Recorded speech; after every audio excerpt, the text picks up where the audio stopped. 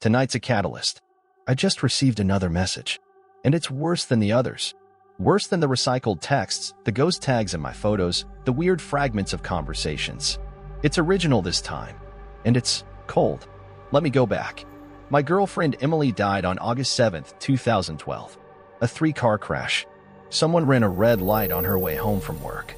I was supposed to pick her up that day. I was late. She died at the scene, minutes after impact. There wasn't even time to say goodbye. Her phone went straight to voicemail.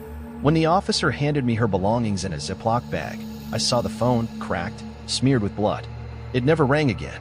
We had been together 5 years. She wasn't keen on the idea of marriage. Said it felt ritualistic. She always joked that if she died first, she didn't want a saint's eulogy. Tell people I was an asshole about coffee and that I lied about liking Radiohead, she once told me. So here's the truth. Em had weird toes. She laughed like she barked. She hated cheese but always stole my grilled cheese crusts. She was frustrating and sharp and alive. God, she was so alive. After she died, I couldn't bring myself to deactivate her Facebook. I still can't. It felt like some small piece of her was still in there, a ghost in the code. Her mother, Susan, also had her login. She never used it, though. Tech wasn't her thing. I assumed the first few pings I got from Em's account were from her. Maybe she needed to check something. I didn't ask right away. I didn't want to make it real. But in September 2013, I received the first actual message. It was just, "Hey." No context. No punctuation. Just, "Hey." A word so ordinary that it shattered me. I messaged back. My hand shook as I typed, "Susan." No response. Later that week, more messages started coming. I quickly realized they were recycled. Lines lifted directly from old chats Em and I had shared. Things like, "The wheels on the bus go round and round from a road trip we once planned and never took." "Still awake. You up?" Each time, I felt like my heart was being slowly peeled. By November, I confirmed with Susan she hadn't logged in. She hadn't even touched Em's computer. That ruled her out. I started suspecting one of her friends. She knew a lot of people, and some of them were tech-savvy. Maybe someone had hacked her account as a joke, or something crueler. That theory fell apart in February 2014 when Em started tagging herself in my photos. Not just any photos, specific ones. Ones where it was plausible for her to be. A party we both went to. A hiking trail she loved. Once, she tagged herself in a photo of our apartment couch, a picture I had taken alone. The tags would vanish before I could click them, like digital apparitions. I caught 2 of them, though. I took screenshots. I'll never delete them. Not because I want to keep seeing them, but because I'm scared of what it means if I don't. People started noticing. At first, they blamed Facebook bugs. Then they stopped asking. Some friends even unfriended me. I don't blame them. I wouldn't want to be haunted either. I tried logging out permanently. I really did. But the silence was worse. On nights when the emptiness screamed, I found myself logging back in, just to see her name. Just to scroll through our messages, look at our photos, pretend for a moment she was somewhere out there. Not dead. Just typing. In March, I snapped.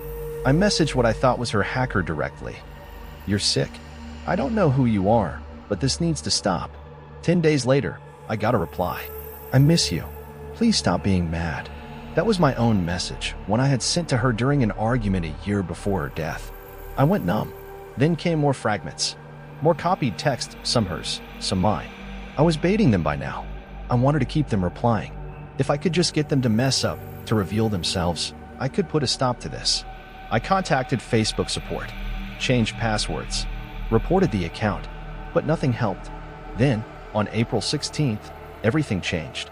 She sent, "I'm cold. It's cold here." Those were new words. Not recycled. Not mine. Not hers. Original. I had nightmares for a week. In them, Em sat inside her totaled car, frozen. Lips blue. Eyes dull. She didn't speak. Didn't move. I would scream at her through the window, but she didn't hear. Sometimes her legs were with me, on the ground outside. Sometimes they weren't. On May 24th, I got a message at 3:12 a.m. "I love you. Can I come home?" I wasn't even drunk.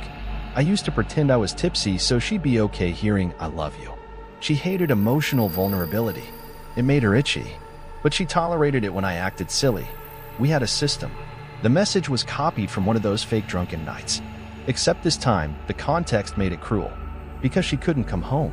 Because she was gone. because her legs had been found under the back seat. That's when I finally memorialized her page. It felt like betrayal, like shutting a door, but I hoped it would end it. It didn't. I thought memorializing her page would stop it. For a while, it seemed to. Days passed, then weeks, then nearly a month of quiet. I started to sleep again, not well, but something resembling rest. The silence was heavy, but better than the scratching, fragmented messages. Her green dot was gone. No notifications. I thought it was over. Then, on July 1st, 2014, I got another message. I'm walking. That's all it said. I stared at it for 10 minutes before I could breathe. My throat closed up like it was clamped. She was walking? Where? How? What the fuck did that mean? I didn't respond. I couldn't. I just sat there, waiting for something else. But that was it. One message. Simple. Terrifying. The page was memorialized. She shouldn't have been able to send anything. No one should have. There was no way. But there it was. My hand shook so badly I dropped my phone. And then, the notification sound. That sound. That single ping Facebook uses. It echoed through my room like a fire alarm at 1 a.m. I didn't check it. Not right away. I was frozen. Like the dreams. Like him. In those dreams, she's always cold. Her skin gray, lips blue. The windshield spider webbed. Blood in her teeth. And she's always trying to talk, but her jaw won't move right.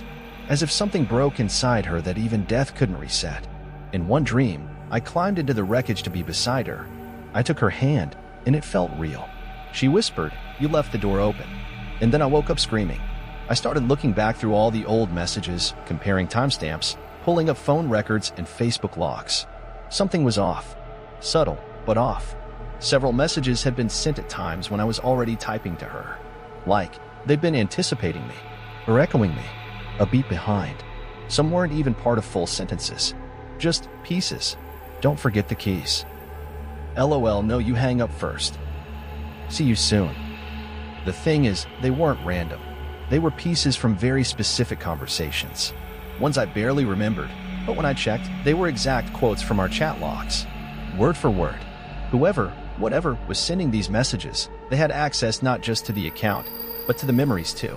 Somehow, I went back even further. To August 7th, 2012, the day she died. I found the chat from that morning. We talked about dinner, about seeing a movie that weekend. She told me her coworker was being an ass, and she was tired. I joked about quitting our jobs and living in the woods with a goat. Her last message to me before she left work? Don't forget to buy coffee, love. That was at 4:02 p.m. She died at approximately 4:37 p.m. At 4:44 p.m., I got a message from her Facebook. Traffic sucks, LOL. I didn't notice it then. I was already on my way to the hospital. Her mom had called. I ignored the message entirely. It was buried in the chaos. But looking at it now, she was dead. After the July 1st message, I'm walking, I finally told Susan. I called her, told her everything. She was quiet for a long time. When she spoke, her voice cracked. It's not the first time, she said. What? I asked. I've gotten texts. Just a few. Short ones. Once it was, "Hi, Mom." Another time it said, "Love you." I thought I was going crazy. We both fell into silence again. Then she said something I'll never forget. Do you think it's really her? I didn't have an answer. Still don't. A few nights ago, something new happened. Not a message. A tag. My phone buzzed at 3:17 a.m. I was already awake. The insomnia was back. Em had tagged herself in a photo I took earlier that evening. I was alone on my balcony, drinking beer, watching the city lights. I had uploaded it to Instagram and synced it to Facebook out of habit. Just the skyline. No people. Nothing visible. Except now, there was a tag in the lower left corner. Over a blurry shape that almost looked like someone standing in the corner of the frame. A dark figure. Barely outlined. Tag. Emily R. I clicked it. The tag vanished. Gone. And then, tonight, the message came in an hour ago. It wasn't just fragments. It wasn't something I could trace back to old messages. It said, "It's cold. Please open the door." That was it. Just that. But here's what's terrifying. I was home alone. I had locked the door hours ago. The front door. The only one with a visible lock. I stood up. I walked slowly toward it, stupidly, phone still in hand. I reached it and stared at the deadbolt. It was unlocked. I swear to you, on everything I love, it was unlocked. I didn't hear it. I didn't touch it. No one could have come in. I hadn't left my apartment, but it was open. The room was ice cold, colder than it should have been.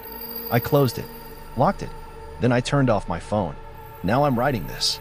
I don't know if I'll post it. I don't know if this is just some kind of breakdown. Grief mixed with too much late-night tech. Maybe this is how my brain copes. Maybe I've crafted this entire thing because it's easier to believe in ghosts than to accept she's really gone. But then I remember her last real message. The one from before the crash. Don't forget to buy coffee, love. And I remember what was in the Ziploc bag. Her phone. Still charged. Still logged in. I still have it. I never turned it off. I just heard another ping. Another message. I don't want to check it. But I know I will. Because if it really is her, if any part of her is still reaching through the static and screen, I can't ignore her. I never could.